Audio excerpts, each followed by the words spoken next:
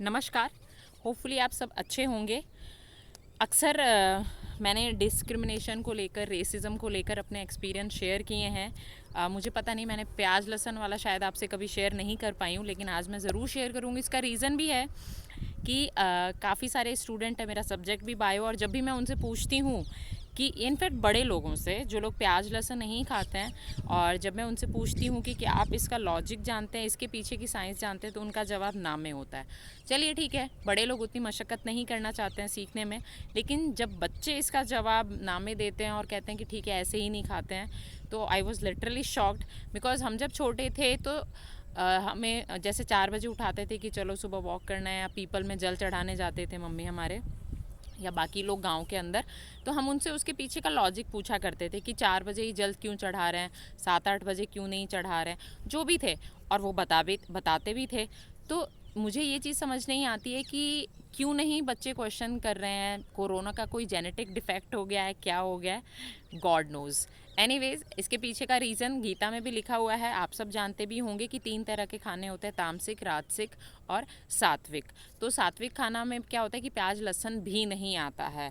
और इसके अलावा एक कहानी आपने सुनी ही होगी कि जब ऋषि मुनि के ज़माने में, मतलब टेस्ट के लिए, रिसर्च और एविडेंसेस के लिए किया गया था ऐसा कि एक कमरे में जैसे जो स्वान है यानी कि डॉग्स, उनको रख दिया गया था, एक कमरे में गाय, और गाय के कमरे में कम घास रखी हुई थी as compare to the quantity of गाय। मतलब अगर 10 गाय हैं तो 5 गाय की घास रखी हुई है। उसी तरह डॉग में भी सेम था कि अगर 10 डॉग्स हैं, स्वान हैं, तो 5 ही स्वान के मुताबिक जो है उसमें उनका खाना रखा हुआ था, नॉन वेजिटेरियन जो भी वो खाते हैं। तो जब कमरे को थोड़े दिनों बाद खाने के मुताबिक खोला गया, तो जो गाय हैं वो सारी की सारी ज़िंदा थी, और ऑन द अदर एंड जो स्वान थे वो एक दूसरे से लड़के मर चुके थे, और खाना एज इट इज़ ही पड़ा हुआ था।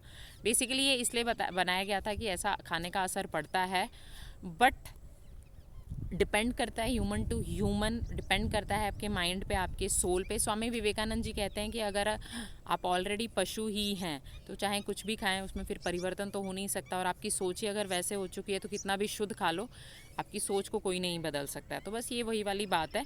तो प्याज लहसुन बेसिकली तामसिक भोजन में आते हैं। उसमें क्या होता है, तामसिक में जैसे वो आपकी बॉडी के टेम्परेचर को बढ़ा देता है, ठीक है।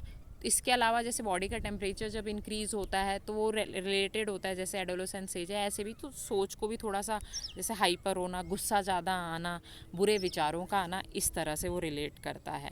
लेकिन जब खाना हम शुद्ध खाते हैं, क्योंकि टेम्परेचर नॉर्मल रहता है, और जब टेम्परेचर नॉर्मल रहेगा, नहीं बढ़ेगा, तो बीपी भी नहीं बढ़ेगा, या इस तरह से, तो गुस्सा भी नहीं आएगा और बुरे विचार भी नहीं आएंगे। मतलब हम कई जगह पे शांत हो जाएंगे जहाँ पे शायद दूसरा था वो गुस्सा कर सकता था। तो ये खैर उस खाने के पीछे का लॉजिक है, जिसके पीछे साइंस है। तो अब से खैर मैं सिर्फ रिक्वेस्ट कर सकती हूँ, बाकी सबकी अपनी मर्ज़ी है, और इसमें डिस्क्रिमिनेशन नहीं होना चाहिए। बिकॉज देखिए, अगर कोई कोस्टल एरिया के पीछे रहता है, कोई समुद्र किनारे रहता है, तो ऑब्वियस सी बात है कि वो समुद्र किनारे खेत तो लगाएगा नहीं, ठीक है, कि खेती, क्योंकि वहाँ पे सॉल्टी वाटर है, कोस्टल एरिया, तो वहाँ पे एग्रीकल्चर कैसे होगा, तो वो मछली ही खाएगा, वो नॉन वेज ही खाएगा।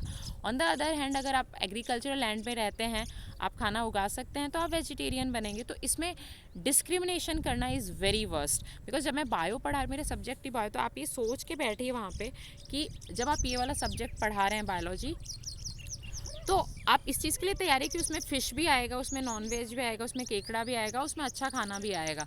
तो ये चीज़ें आपको उससे खाने को लेकर कभी भी इस तरह से घृणात्मक जो एक पॉइंट ऑफ व्यू, एक नज़रिया है, वो नहीं होना चाहिए। जो जो भी खाता हो इंसान, कि जैसी अवेलेबिलिटी है, और ये पुराने टाइम से जोग्राफिकल उसके अकॉर्डिंग डिवाइड किया गया है। क्योंकि मेरे साथ हो चुका है, मैं एजुकेशन लाइन में हूँ, एक शिक्षक हूँ, एक टीचर हूँ, और दूसरे वहाँ पे बैठे हुए थे, तो मैं अकेले ही खाना खाती हूँ।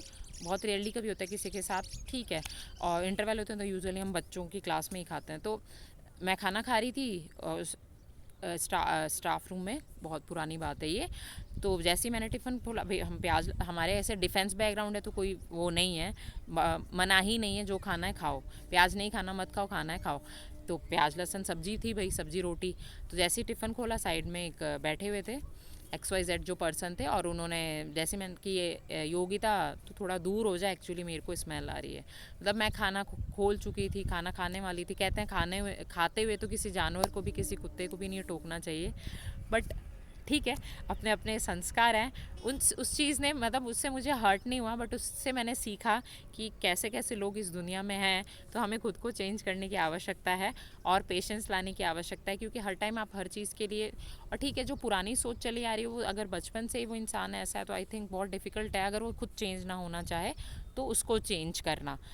तो बस यही बात है, मेरा मेन कंक्लूजन यही था कि डिस्क्रिमिनेशन ना करें खाने को लेकर। It is according to the geographical area, availability of food. ठीक है, ज़रूरत पड़ने पर इंसान को भी खा जाता है, तो ये वही वाली बात है ना। तो यहाँ से भावनाएं आपकी अच्छी होनी चाहिए। खाने को लेकर इस तरह से ये चीज़ें सही नहीं होती हैं। सो खाना मिल रहा है, यही बड़ी बात है। So take care of yourself. Thank you so much.